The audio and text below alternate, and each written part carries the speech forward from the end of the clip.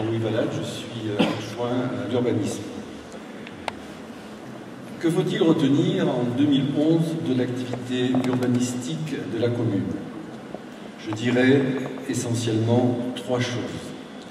Premièrement, l'approbation d'un plan local d'urbanisme en mars dernier au lieu et place d'un poste largement obsolète car datant de 1994.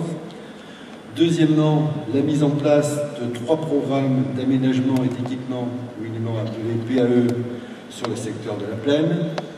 Et enfin, l'augmentation significative constatée du nombre de dossiers d'urbanisme traités par le service en 2011.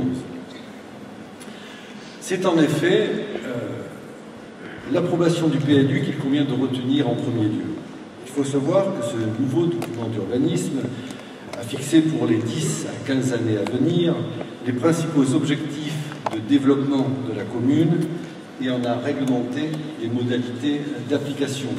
Il a prévu également l'ouverture à l'urbanisation du secteur de la Plaine selon un phasage clairement défini.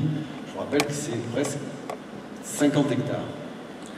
Mais pour ouvrir à l'urbanisation cette zone, il fallait mettre en place un dispositif financier qui permettrait donc à la collectivité de faire financer une grande partie des travaux de VRD, voirie et réseaux divers, par les promoteurs et aménageurs eux-mêmes, sans impacter financièrement les autres secteurs de la commune.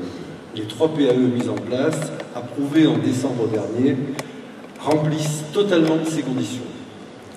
Enfin, le troisième point porte sur l'activité du service de l'urbanisme, constatée donc au titre de l'exercice écoulé.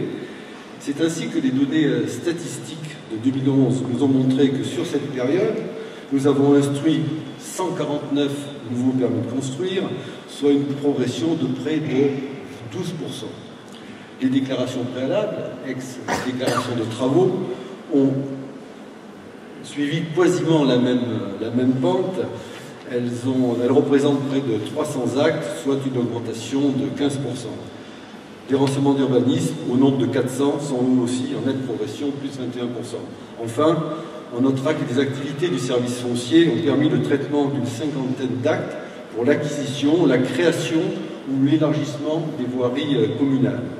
Quant à l'opération au cœur du village, pérenne depuis quelques années maintenant, elle s'est traduite par le traitement d'une quinzaine de dossiers de réhabilitation de façade et le versement de près de 35 000 € de subventions servies aux heureux propriétaires. Je voudrais, pour conclure, remercier chaleureusement d'abord tous mes collaborateurs pour la qualité du service rendu et leur dévouement sans faille au service des Bornéens. Merci pour votre attention. Alors, Nicole Pestre, je suis déléguée au social et à la petite enfance. Au social, ouverture en 2010 du nouveau centre social à l'emplacement de l'ancienne crèche. Tous les avantages pour le public bornéen, de plein pied, il n'y a plus d'escalier à monter, facilité de parking contrairement au village, facilité d'accès autant pour les gens du village que pour ceux de la Plaine et de la Favière. Le dispensaire fait partie du centre social. Toutes les associations au service du public sont regroupées au même endroit. En 2010, ouverture de la maison de retraite. Grâce à la proposition de Monsieur le maire et au travail en partenariat entre la commune, la Fondation de l'Armée du Salut et le Conseil général, 88 résidents y sont accueillis avec une priorité pour les habitants de notre bassin de vie, autant comme résidents que comme personnel.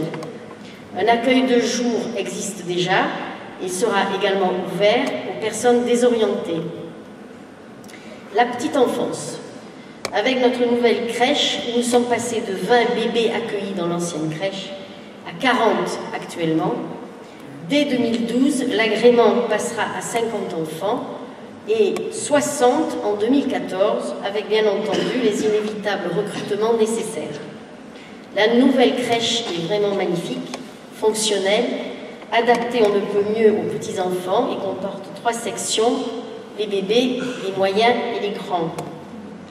L'ouverture du RAM, le relais d'assistantes maternelles. Le relais accueille les assistantes maternelles et les enfants dont elles s'occupent plusieurs fois par semaine. Le but du relais est d'éviter l'isolement des assistantes et de sociabiliser les enfants avant l'entrée à l'école maternelle. Elles sont accueillies par notre coordinatrice petite enfance. Ce service également est nouveau dans notre commune. Les enfants ont à leur disposition des jeux pédagogiques, des jeux d'extérieur et des parcs de motricité pour les plus petits. Autour d'un goûter convivial, tous les sujets concernant les enfants et les bébés peuvent être abordés. Il y a des après-midi à thème, comme le sommeil, l'alimentation des bébés, etc. L'aide aux mamans est très, très importante. Les mamans qui souhaitent obtenir l'agrément pour devenir assistante maternelle. La preuve en est que nous sommes passés dans notre bassin de vie de 8 assistantes maternelles à 17 actuellement, ce qui est également une aide au retour à l'emploi. La création du café des parents, c'est la continuation de ce relais d'assistante maternelle également, qui fait partie du RAM, accueil des parents, grands-parents autour de l'enfant, permet aux mamans isolées de se sentir entourées, principalement les mères élevant seules leurs enfants. Ce service va être amélioré dès 2012 avec la présence d'une éducatrice jeunes enfants dans 2 demi-journées par semaine. Tous ces services ont bien entendu obtenu l'agrément, l'aide et les subventions de la CAF, la Caisse d'assimilation familiale, et de la PMI, Protection maternelle infantile. Coup de cœur au social, les rencontres régulières entre les résidents de la maison de retraite et les enfants et les bébés du RAM et ceux du centre de loisirs. Ces rencontres sont absolument merveilleuses. Je vous remercie. Mesdames, Messieurs, chers amis, bonsoir. François Rizier, adjoint à la jeunesse et au sport. Donc cette année, avec ces 9 personnes à temps plein, le service a géré les 2 volets que sont évidemment la jeunesse et le sport. Donc, je commencerai par le volet jeunesse. Pour nos enfants de 3 à 12 ans, nous avons proposé un accueil de loisirs sans hébergement qui prend en charge les jeunes bornéens lors des vacances scolaires et ce jusqu'à 200 par semaine en période d'été pour 25 animateurs, ce qui représente à peu près plus de 6000 journées d'animation. Un accueil du mercredi avec 50 enfants gérés par 8 animateurs, un accueil périscolaire qui fonctionne aussi bien dans nos écoles primaires et maternelles pour 130 enfants, et ce le matin et le soir. Nous avons recruté pour cela 8 animateurs saisonniers sur l'année 2011-2012. Nous avons porté l'extension d'ouverture jusqu'à 18h30. Notre jardin des mers, comme vous l'a souligné Yvette tout à l'heure, qui accueille désormais une vingtaine de petits vacanciers par jour durant la période estivale.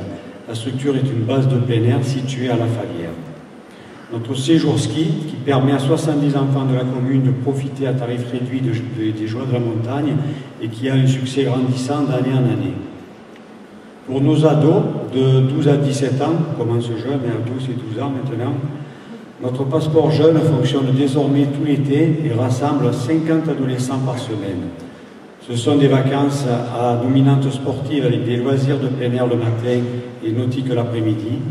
En 2011, nous avons réalisé plus de 1800 journées d'accueil avec à la clé une formation diplômante de mini-sauvetage en mer sur 4 niveaux différents.